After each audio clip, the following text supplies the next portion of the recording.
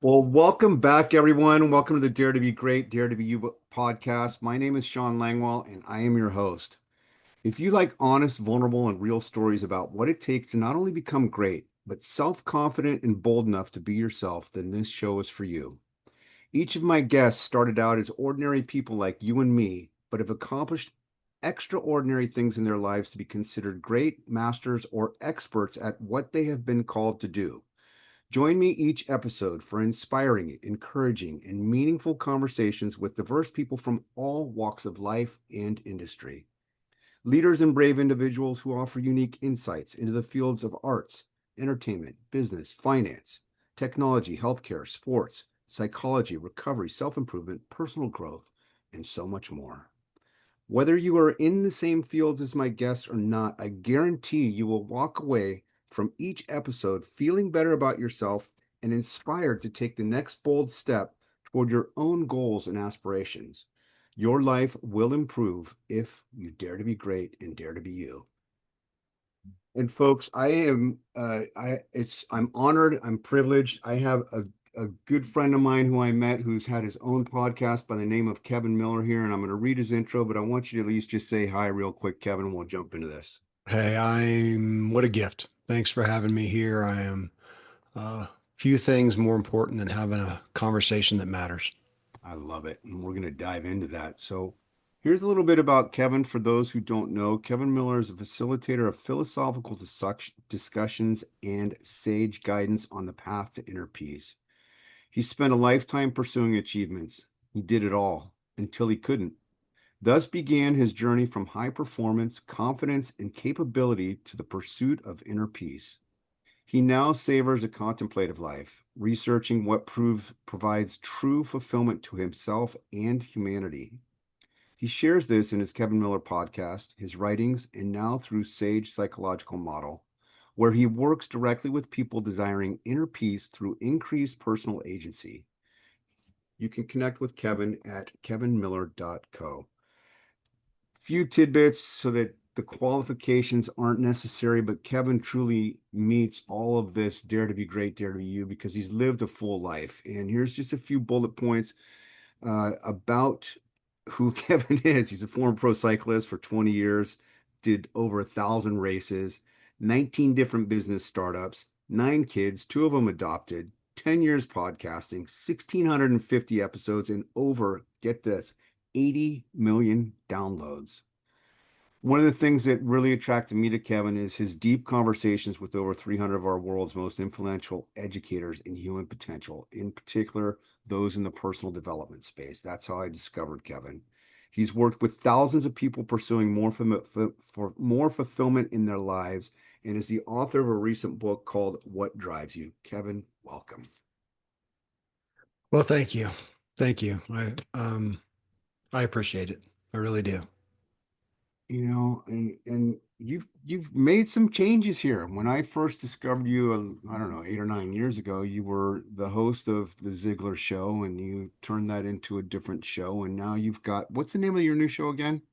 It's just Kevin Miller at this point. I kept changing the name and I thought this is ridiculous. Yeah, So it'll just continue to be what I'm interested in. So it's under my name. it's much easier that way, isn't it? It sure is. You It is. try and niche down into this specific thing, and we're dynamic human beings, and trying Yeah. to put ourselves into a box. I don't know, did it feel a little limiting when you kept trying to niche it down a little bit? I just am have watched my life and watched my interests, and I think that they will continue. I expect them to evolve. Hmm. What I'm interested in, what I'm desiring, what I'm struggling with will continue to, and that's generally the thread. Well, today it's completely the thread of the podcast. I bring people on the show to discuss topics that I specifically want to discuss. And today that's X. Tomorrow, I mean, it'll always be, I'm sure, within, self-improvement, self-help, personal development, whatever. But the flavor could change. And so the common denominator in all of it is I'm the one talking and having the conversation. So we just named it that. And I like that. My wife jokingly said you shouldn't call it the Sean Langwell show because you don't have a big enough name yet. And at some point I may end up doing the same thing. But along these lines, I purposely wanted this to be all encompassing. So I can talk to people about recovery. I can talk to them about mental health challenges. I can talk to them about all these different things because from what is clear on your website and some of the conversations we've had offline and some other private groups, there's this element of, I don't know if hunger is the right word, but there's this craving that we have, not just for our own personal gratification or success, but really, and I really want you to dive into this. Talk about what drives Kevin Miller in terms of wanting to share your wisdom and experience and your desire to connect with people. What is it about that that really is fuel for you having the show and doing the work that you do? I I feel very privileged in the upbringing that I had parents who came out of some strict confines of their lives and really just walked away and expanded and looked at life very expansively. What can we discover? What can we learn? What can we grow in? And I am so grateful for that. And it was at some point that I realized, man, that is not the norm. That is not the norm. And of course, my dad, my parents were well-known people. My dad, a well-known guy who worked with a lot of people, and it was so often helping them again. I would say expand and Mhm. experience more and do more and progress more. And I have always said, we always talk about pursuing your passions. I guess I did that as a cyclist. That was a passion. That was for fun. I was doing that for me. The trajectory since then, I resonate more with what burdens me. Lynn Mhm. Twist, celebrated humanitarian, she was on the show and she said, what breaks your heart? And I resonate with that. I look and see people who seem limited in their joy, in their peace, in what they've experienced in life. And I want to walk with them. Uh, and I'm also them, as I've Mhm. more and more realized. And that from your perspective, I know what it's like for me, but I want to hear it from you because you're the guest on the show today. But how does that transfer? Because you've talked about it with Tom Miller and you've talked about it on your show with other guests of how do you tap into some of the stuff that you haven't totally resolved or come to some kind of wisdom's not the right word, but come to some place of clarity when you are walking alongside other people. How do you deal with that from a caring, empathetic, sharing, kind of let's do this together perspective? I like the term guide. Okay. We use coach a lot. That's the most popular one, and it's relevant. And we could say it's semantics, but the concept of being a guide. I live out in the mountains of Colorado, so people do a lot of work to prepare and get themselves ready, and then come out here to do some adventure, and often get a guide to go to the top of a mountain, to go hunting, to go discover something, to go ski the backcountry, whatever it is. They'll get a guide to help them be safe, to be more efficient, somebody who understands it.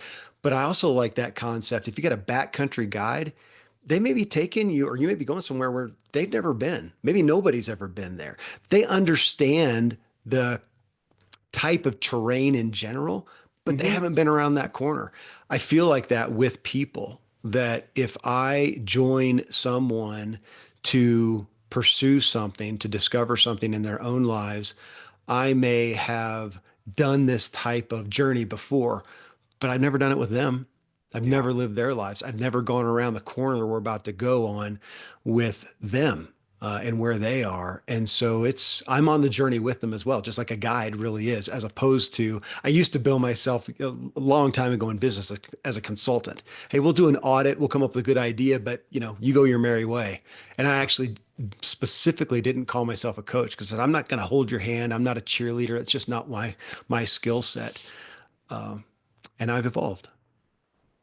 No, but you mentioned the word there. You talked about discover and discovery, and that can be mutually beneficial when you do have a little bit of experience of the backcountry, just sticking in the hills of Colorado, for example, or wherever. You love to be outdoors, so do I. And I was just looking at some pictures online of, my son's birthday's tomorrow, and we went out to the Western coast and we went on a hike. It's not that super long of a hike, but those moments, it's different all the time. So even though you may have some certain skills or ideas or concepts or strategies to share with people, the dynamics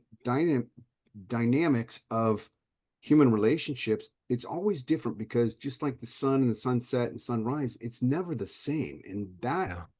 open-mindedness, that perpetual curiosity is what I like to call it, is really an opportunity to dive into these other couple topics that we have here, talking about purpose, mattering, this kind of stuff that we're doing matters, and learning to embrace our authentic selves. And we don't have to tackle all those at once, but we talked a little bit about purpose. So what do you get when you're working with somebody as a guide? What feeds you? What feeds your soul? The amount that I learn myself. Yeah, I feel in working with people today, it's a discovery process for me. Now I'm working with people in the areas of my interest. I'm sure. not working on an area that I don't care about. It's an area of my interest. And to see how they struggle, to see how they succeed, I learn. It feels as much of a discovery process for me as I have an expert guest on my show on some new topic or new book that they've got new message, new research, whatnot. And so I feel like I'm learning in this, and what a gift to walk with somebody in, uh, for lack of better terms, an intimate aspect of their life, a change, a transformation that they're wanting to make. I think that we use those words so much. I even I've been somebody I turned on to a new book, and we change a lot. But I think actually transforming, actually becoming different is very rare. And I'm surprised as I look back on my own life at, man, I endured a lot of changes. Not sure how much I transformed until recently in many ways. And that's interesting because you've talked about it on previous shows. I think when you were doing the Ziegler show, maybe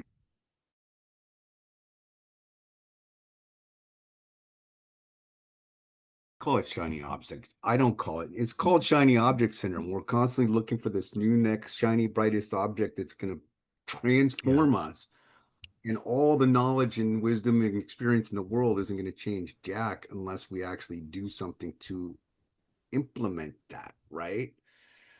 So let's go a little deeper on that for a sec, because as a cyclist, you don't have to talk about cycling. You can use whatever metaphor you want, but the training aspect, the practice, the repetition, how how does Kevin Miller initiate and manifest the transformation that you think you want to do?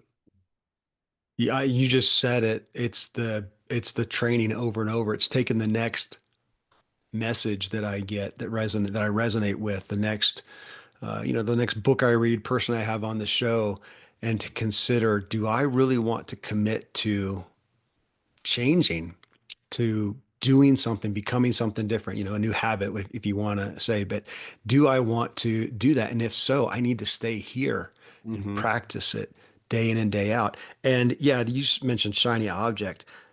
I'm aware that I love a new book.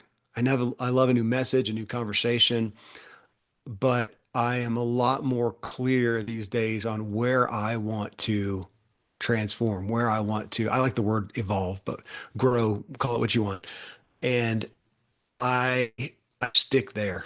I try to stick there. I'll even steer my shows on different topics back to that because there's always a lot of overlap in these messages. And I stick there and I pay more attention to not just my thoughts, which I've Mm-hmm. done a long time, but how do I feel? How is my inner state? How am I doing? And then walking with other people. I've got peers, friends that this is the conversation, and I am consistently checking in my life and part of it. I'm very attracted to. I'm a solitary guy, Yeah. but It's sticking on. It's the training. Yeah, I mean, using the cycling method, I amaze myself when I look at athletics and then the things that we do physically that we know we've got to do day in and day Sure. out, but psychologically, we just haven't really married those together. Well, I remember and going back to when you and I had a conversation when I was writing 10 Seconds of Boldness, and you were incredibly generous and we included a lot of those quotes, but it reminded me of something that you said is people, and this is before you wrote What Drives You. People want, they have to want something. So coming back to that, what is it that you're looking at right now? If you want to go a little deeper, what is the transformation that you are trying to evolve with where you're at right now? The easy term that is so broad and doesn't do it justice is to say inner peace, but that's just it's such a I think we've diluted that concept. The way that I look at it is, I've connected with so many things in my life, external things, Hmm. connected with business and with sports and with achievements and goals and connected with people and connected out there and misconnecting with me. I missed connecting with myself and check in with myself. And it took me to burnout. Again, another easy term, but it took me to literal stages of burnout that took years of different events happening where I came to different ends and realized I don't have peace, even happiness and fulfillment aspects of that. But at the end of the day, man, I just wore out. And I mean, I'm 54. This started years ago. And, I was looking and thinking, I don't feel like an old guy, but I'm tired. I'm tired. Having Arthur Brooks on the show a couple years ago when he wrote the book Strength to Strength, and him talking about actually when I first got the book, they sent me the galley copy, and I read the first couple chapters, and him describing what I felt, that tiredness, that emotional tiredness, and the desire to not do what I had always been doing. I read the first couple chapters and actually thought this is the most depressing thing I've ever read. I'm just going to crawl in a hole and end it. Now he redeems it, obviously, with it, coming to the other strength. But I still am blown away by how much I missed that. Yeah, and I mean, how old are the kids? What's the youngest kid that you have? I know you've got nine kids total, right? Hmm. Are they up and out in school and young No, I've adults got now? a 16-year-old, a 15-year-old, um, a 13-year-old. She's one of our adopted. She's the youngest, and we adopted her. She's 13, and I actually have a 12-year-old grandson living with us full time right now too. So we've got four. Goodness. I've got four at home. So, but that changes its own dynamic just to bring it to a personal level because you and I can share a little bit in that from not from nine kids perspective, but when my son moved out and my stepdaughter and stepson, the stepson was the last one to move out, it created this little bit of an empty nest syndrome, and that dynamic in the household shifted. A lot of these ideas, I was feeling burnt out of trying to do all of this, of working and writing books and starting all these other creative ideas and parenting and being available.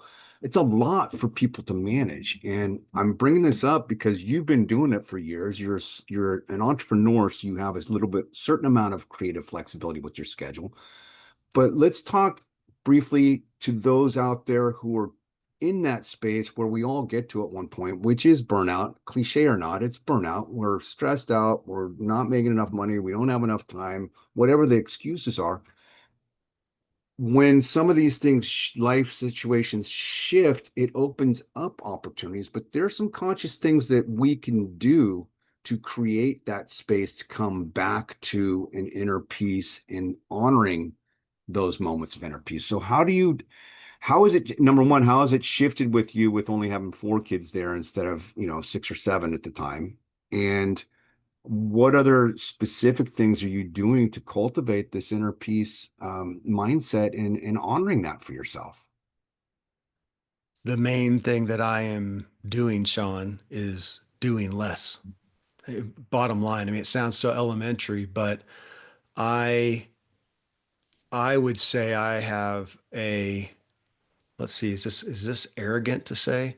I would put myself at the top of the doer list. You know, even 9 kids wasn't enough. We still ended up on a Native American reservation, serving at a children's home, and you know, involved in church and teaching classes. And the amount of doing, I look back and feel like I was on some kind of drug of Yeah. just doing. And now I literally feel polarized on the opposite side. Now I say that, and it's not because, you know, I've got millions in the bank and I'm independently wealthy and I don't need to do anything and I can just sit around and pursue inner peace. Now I got 4 kids at home. I'm supporting 2 households. I've had, gosh, the podcast industry is so volatile. Hmm. You know, you make a ton of money one year and the next year it's cut in half. And so I'm working, I'm paying mortgages, I'm doing the same thing that everybody else is, and you know, taking care of kids and homework and whatnot. And yet my perspective on what provides value to me and the rest of the world is dramatically different. Now I don't want to go back. I've got a good mentor who's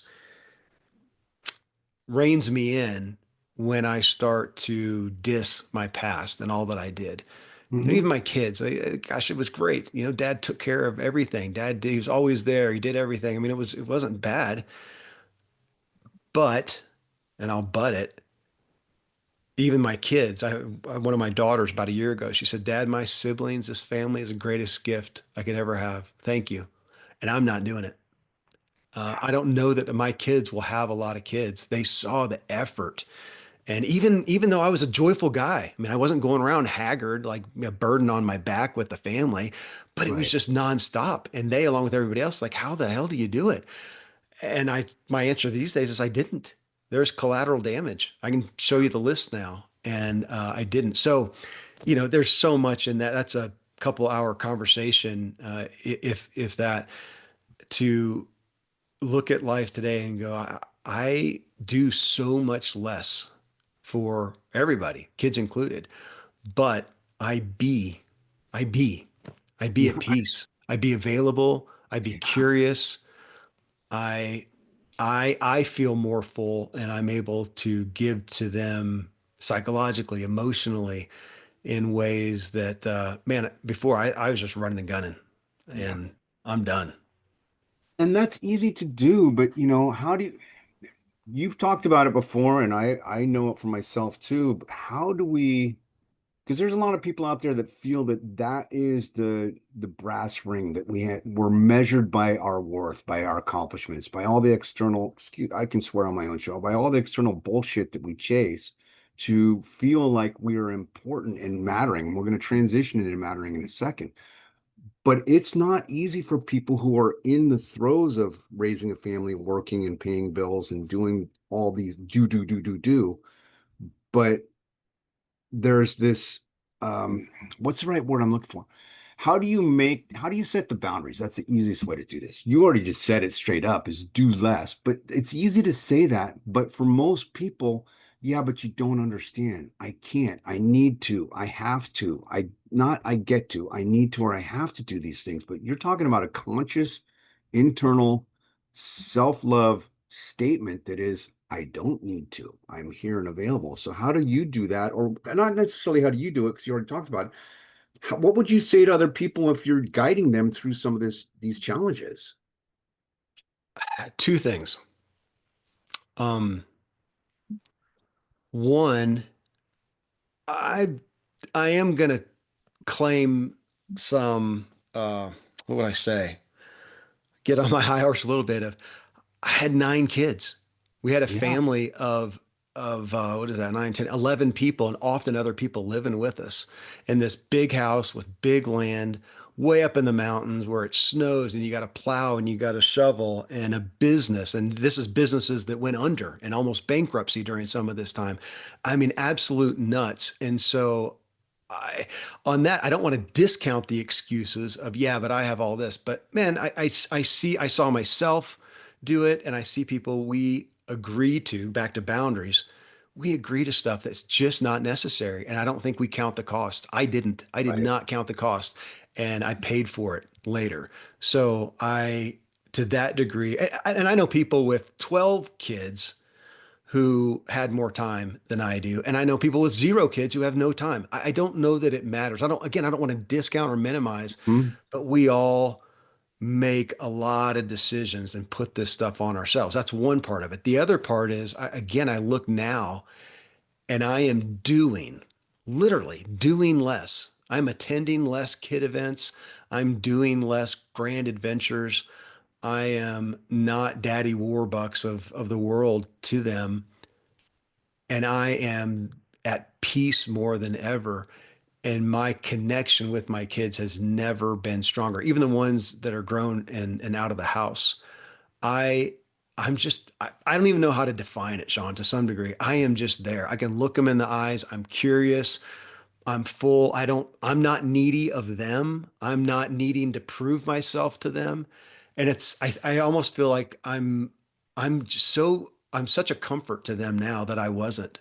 And they'll tell you that. I had my daughter one time. She said, "Dad, I know that if it's compassion, a shoulder to cry on, or emotional stability, you're not the guy. But man, if we want something fixed, you're it.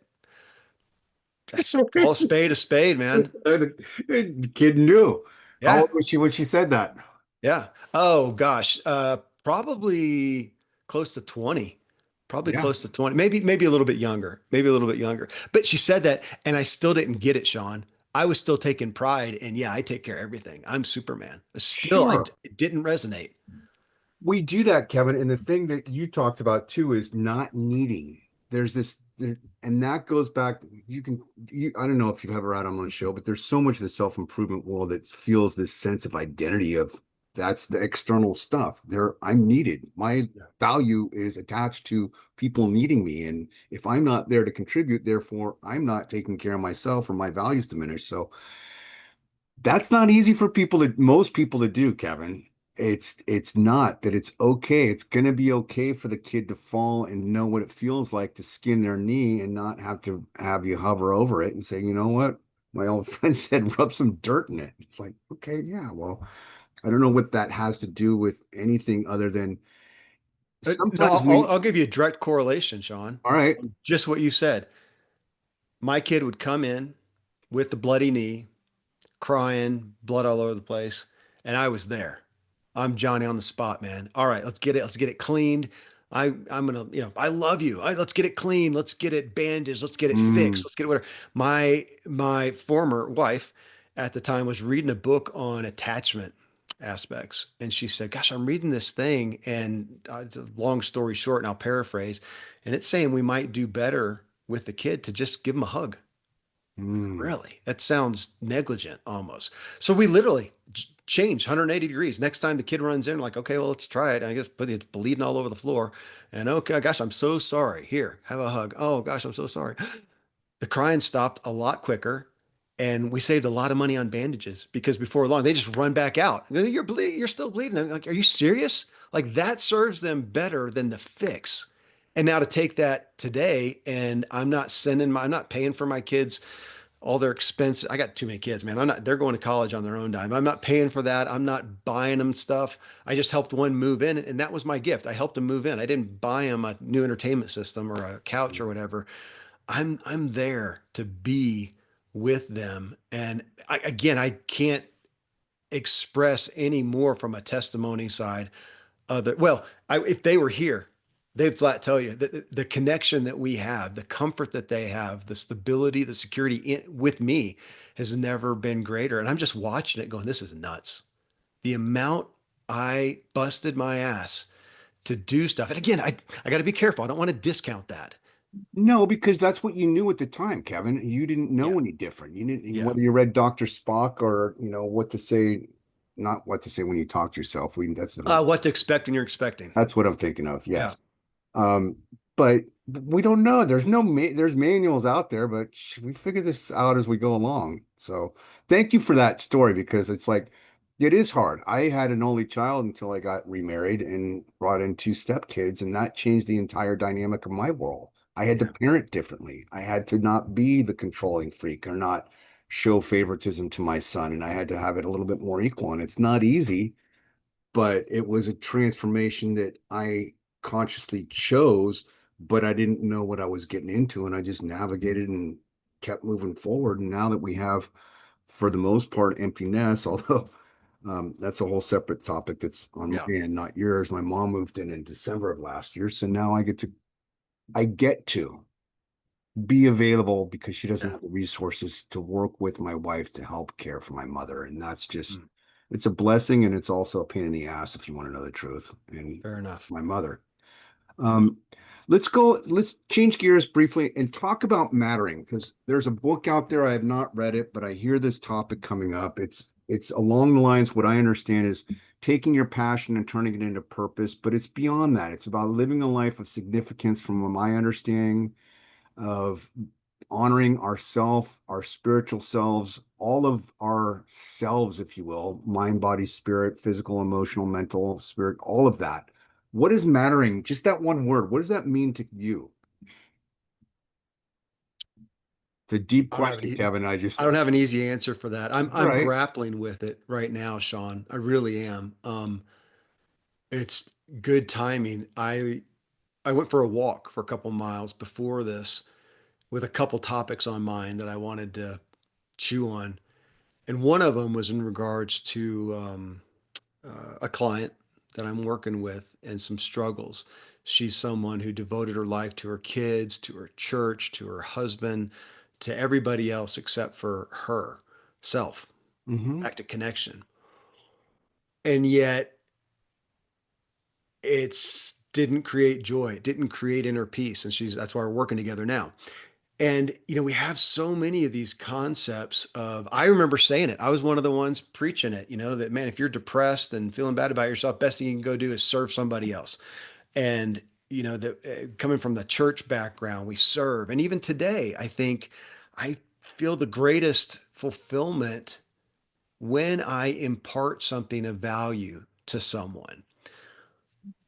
But I'm going to butt it. But if it was just all about service and taking care of people, then nurses should be the happiest, most fulfilled people on planet Earth. Well, I've been involved in the medical industry and I don't perceive nurses as the healthiest, happiest people on planet Earth. So something must be wrong in that. I grew up in the church, we were there anytime the door was open. And I look now and man, there's a lot of insecure people, a lot of burnout in the church. So we must be missing a little bit of something. So yeah, on one hand, to matter, I think, yeah, we want to impart something of value and have meaning to matter in someone's life, to be at, the consummate deathbed and for somebody to say, man, you mattered to my life. I mean, we all want that. I'm going to butt it though, but I don't think that we understand it correctly. If we are doing it, if we are, I'm going to go back to my connection. If we are connecting, serving someone else, and we haven't connected and served ourselves, I'm not seeing the payoff. I'm not seeing the fulfillment. I'm not seeing the peace. And I think we find burnout and collateral damage that I'm not convinced is overcompensates for that serving. And I agree with you, and that's part of the reason I want to have this conversation with you because unlike me, you've had an opportunity to sit where I'm sitting right now and talk with some of the biggest, I don't want to say greatest, but you talk to a lot of intelligent people who have studied and written books and had real meaningful conversations with a lot of significant people from Simon Sinek to Seth Godin to whomever. I mean, it just um, and in that process, and this ties into mattering, in that process, you're kind of guiding the conversation. But did you get something out of that? I'm sure you did. I get something out of every conversation I have in hosting a podcast. And that's one of the reasons why I do this, because it matters to me to be able to have a safe place, albeit it's public, it's going to be out there for people to come together and have real vulnerable conversations about what's going on. And it doesn't matter what it is. It can be business or not. But how did how did those conversations help shape who you are now in terms of mattering where you're at this stage of your life? A lot of the conversations, Sean, I inspired myself. Um, I educated myself. And a lot of it was on the doing spectrum. It was Mhm. achievement. It was a goal. It was performance. I even had the show at one point. I can't remember if it was with the Ziegler show or one of the other ones. And it was, performance, increase. It wasn't increasing. What is it? Shoot, I think it's a Ziegler. It's a slogan, or it used to be. And it was, something about elevating your performance. I can't remember. Mhm. That's not me anymore. I'm not interested in again, it's I'm polarizing. That's not fair, but my focus isn't performance. And so a lot of those conversations and the shows before 3, 4, 5 years ago, they were great, but it wasn't a dramatic impact. It was inspiring. It was fun. It was exciting. It was like a bike race, man. This is cool. Sure. Have an intelligent conversation and connecting to that point on a topic. And I think it was good and it helped people in their business. I mean, that's where I used to work, was in helping people specifically pursue self-employment. Well, today I could care less to do that. And I've changed. I'm not gonna diss that. But that's not where I'm at now. My journey is of a very personal nature. So I'd have people on the show back then, and we talk about topics that I may not really care about, but they're important for the marketplace and the audience. And we talk about them, and gosh, it's interesting. It may not be where I'm at. I did a lot of those, and I'm fine with it. I don't think that was bad. Today, nobody's on my show unless ultimately their book comes across, and it's what I specifically resonate with. And so there's some big names with big books. I had one recently that I won't even name because I don't want it to come off wrong. But I have some big ones now, and they've got 1 million followers, and they've got bestseller. But gosh, it's great. I'll tell the agency or the publisher or whatever, but it's just not where I'm at right now. Yeah. I'm going to talk where I am looking for benefit. And so now every week I'm got at least, one, if not two people that I'm doing a show with. I actually only one at this point. And I'm sitting there talking. I would pay to go and talk with them. And my life is changing exponentially. I feel like I have evolved. I'm going to use that word again, more in the past 2 years than the rest of the history of my life before then. And that's the beauty of this. I mean, you touched on it briefly, the power of association, having a cadre or a group of folks that you can bounce ideas off and not, I mean, it goes back to the church analogy, but it's also just, it's human nature. We thrive when we are part of a community, but also the community can polarize us and shape us in ways that we may not want to go. And that's a whole, we can have another conversation about that Yeah. for Dave. That's a whole different thing. But this shared value, you get to control who you have as your guests, as do I. And I was going to do this on a weekly basis. I'm like, I can't meet that production schedule. I got a day job and I got other responsibilities. So each episode, whenever it comes out, sometimes I may roll out two or three in a row. But this feeling of fulfilling ourselves and being true to ourselves can become even more enriched when we intentionally make these choices to step forward into the direction that we want to go for our Yeah. own benefit. And that's kind of what I hear you talking about right now. Totally. I mean, I mean, again, if I go back 5 years, how many shows did I have how many of them were specifically in areas that I was, specifically interested in for my own personal growth? Again, it may be something that I appreciated and that I'd been involved Sure. in a topic, but not. And today, and I'll exaggerate the point now, even with that, I feel like that with people in general, with what we're consuming, the amount of stuff that we're consuming, do we know where we want to grow? Do we know where we want to change or get better? And if so, I'd say stick to that, just like me with the shows. So the next book comes across and it's Oprah Winfrey and she's talking on business. I, I don't do shows on business. So I may make an exception for her. That'd be pretty good. Uh, but in general, I'd say I don't know. And I've got friends. I've got a good friend who's got a book right now. It's a good book and good topic, but it's just, gosh, I'm so sorry, Jeff. But I'm not going to have, it's just not what I'm talking about and where my personal interest is. And I've got, just like you, I've got a finite amount of time and brain power. And if I'm going to change me, and I'm going to be spending a year on one topic. And there's where my shows go because that's where my personal interest is. And if it's outside of that, I just don't have space for it. But that goes back to taking personal responsibility. And that's kind of a big part of what I like to talk about on this show is life happens, life is going to happen whether we, how do I want to say this? Life's going to happen regardless. There's this element of us wanting to control outcomes. And this goes back to the business sense. And every single self-help book that I have up here is about trying to influence and control outcomes. And there's a way to influence it. But the simplest thing that you and I are talking about right now is manifesting our own sense of purpose, our own inner peace of a sense of feeling like we matter. Those are conscious choices. And for me, I'm just going to share briefly from what I've had this epiphany because you and I haven't talked about it. We may have talked about it on our little Facebook group briefly, but I keep coming back to this sense of spirituality. And I wanted to kick it to the curb, but I come back to this core of who I am as a human being with coming up on 39 years of recovery, on how everything that drives what I do, if I put that out of balance, everything else starts to wobble like a flat tire. And it's not a religious sense. It's what you're talking about. It's this center core, what's important to Sean and having this sense of being that's core to who I am as a human being. And from that comes compassion, empathy, understanding, all these other things. So talk briefly. I know you were raised in the church, but what does your spiritual life look like right now, if you're okay with me asking that question, Kevin?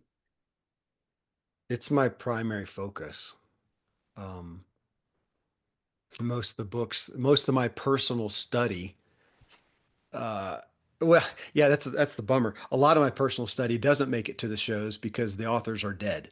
So Mm, I've done a couple monologues recently, and I'm gonna start having some conversations with some other people, talking about a topic in a book from somebody who is not alive to join us today. But I grew up in the Christian church, and I today my my believing is has some parallels, but is very different. The certainty of religion I don't accept, and I piss myself off with quite a bit. But I have a hard time seeing anything that's not spiritual, that's not connected to a bigger source and a bigger purpose, and that's where most of uh, my efforts are right now. You mentioned, or most of my focus, you mentioned controlling outcomes, and that's one where really digging into doing what I feel is best in regards to whatever, and trying to let the outcome go. Oh my gosh, it couldn't be more counter to my programming, my essence of me to let it just seriously. I'm going to do something and do what I think is best and right and true and all that, and then let go of the outcome. And that's some core spirituality right there that I think is I get it intellectually. My heart doesn't get it yet. I'm working on it. I'll let you know when I get there. and it's tough. I thought I was there too, Kevin, and I put it on my phone like 5 or 6 years ago. I said, do my best, do the work, and leave the results up to God/the universe. Yeah. And I look at that every single day. And some days I feel like I fail miserably, and I catch it when I'm getting into the self-will mode where I am trying to control, and then I start becoming uptight, cranky, manipulative, and it's not healthy. It's not healthy for what I'm trying to do for myself. And I'm glad you're comfortable talking about that because I know you've alluded to it on previous episodes I've listened to, and it's not an easy thing for most people. Most of us don't want to talk about it. We want something that's even religion. It's like the certainty of this is going to happen. Well, is it really? If this, then that. Maybe in computer language, there's a certain amount of logic that happens with that, but it's not an easy thing to, it's not a quick fix. Nothing in life is, no major transformations quick fix. But I'm glad to hear you say that that's something that you're working on, because it's like, it's when the moments when I'm in that flow state, for lack of a better term, life is blissful. Everything that we're talking about right here just happens, and I like that feeling. Not like a drug, but I love that feeling of not having to worry about shit. My best friend is a doctor, a medical doctor, and they call his building a medical practice. Seems funny, a practice. He's like, yeah, man, if you're doing it right, you're practicing. This is kind of back to the guide thing. You're guiding somebody, and their life is unique. Whatever he may know is going to be unique with them, and it's a discovery. And I look at that now and look at my life as a practice. And I do feel a bit polarized right now. So forgive me. I at this point am rejecting certainty from myself and from others.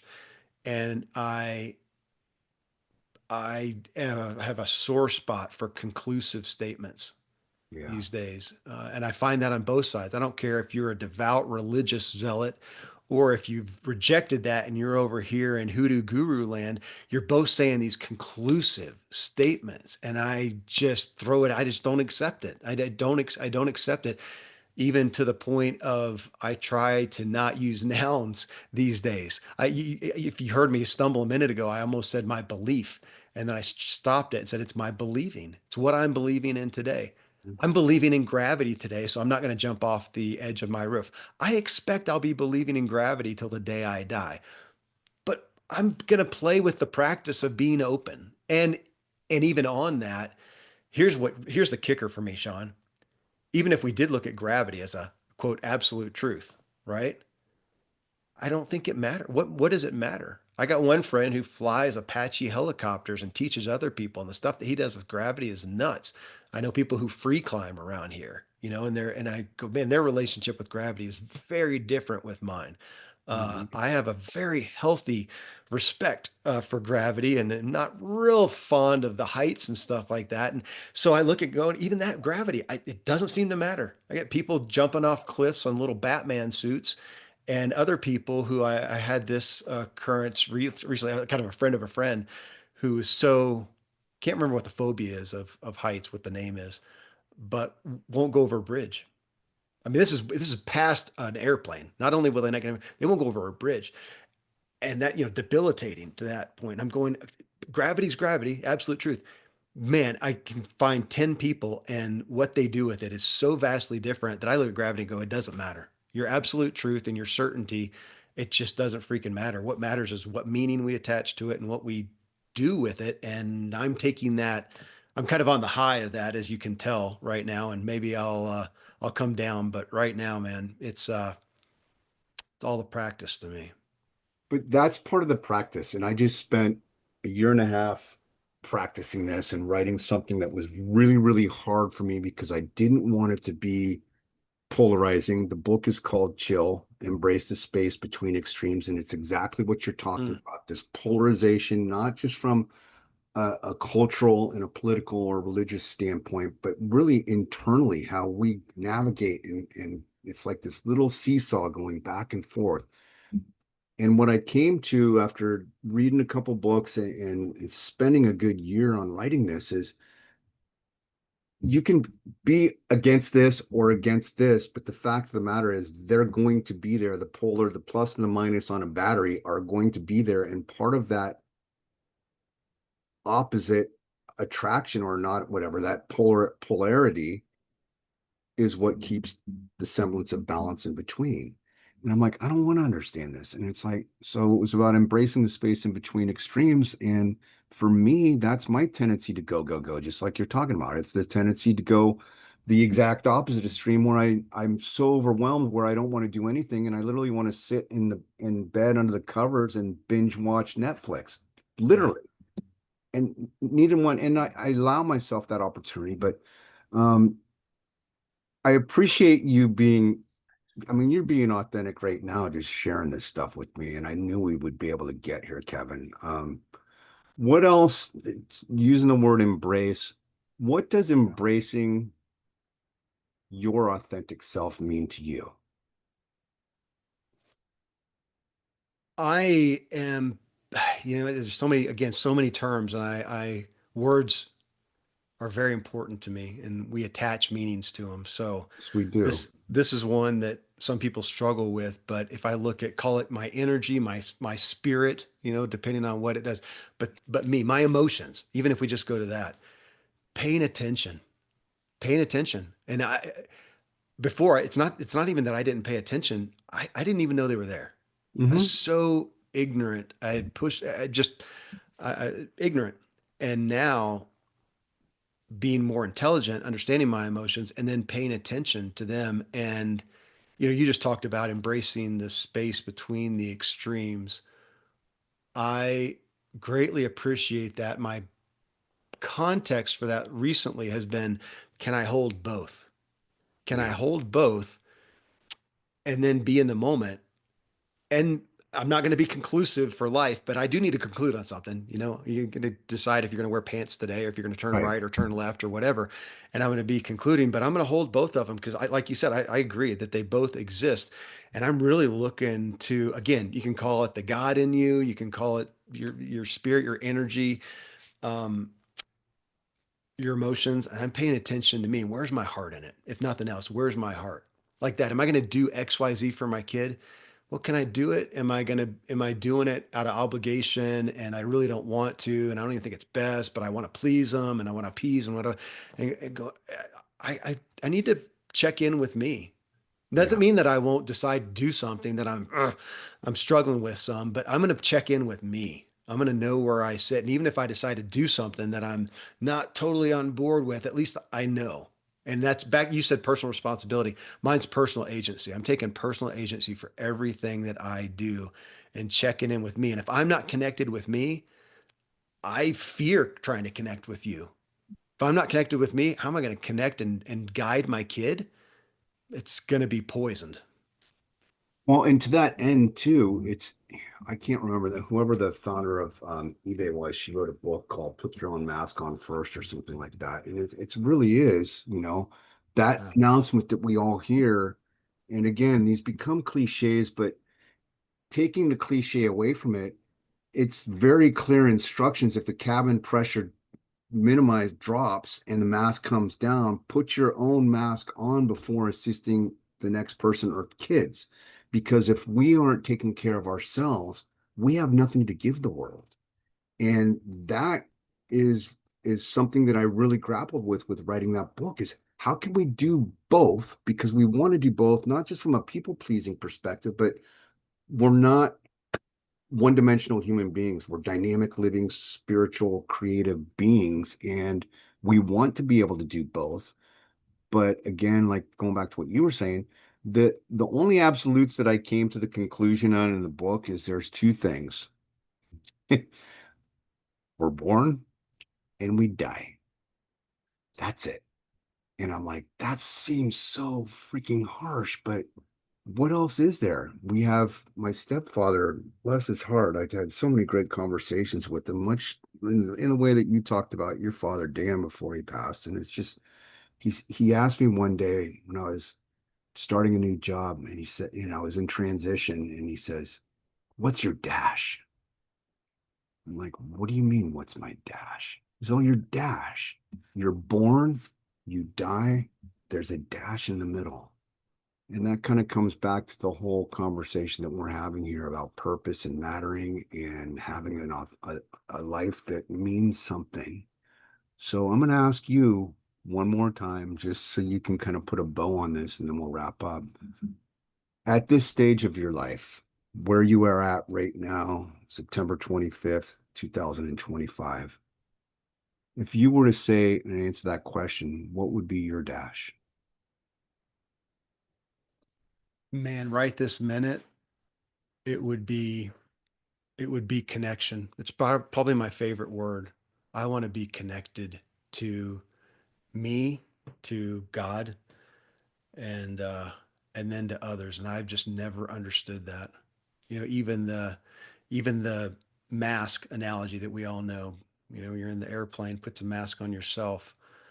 Even there, I'm not going to make a conclusive statement. I just want to be aware. And I hope in that moment, if it ever happened, God forbid, that I could connect with myself, with God, go, what do I do?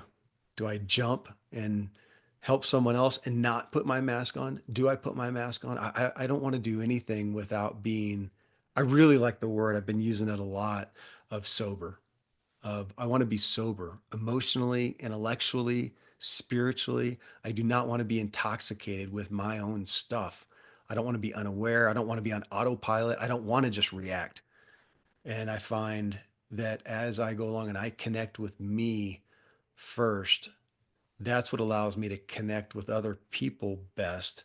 And when I do that, then I have the influence, the real influence to help them connect with what they need. But I missed the connection with me and jumped to them. And it was, for me, it was the missing, comes from a friend of mine, the missing piece, both the missing piece, PIECE, and the missing piece, PEACE.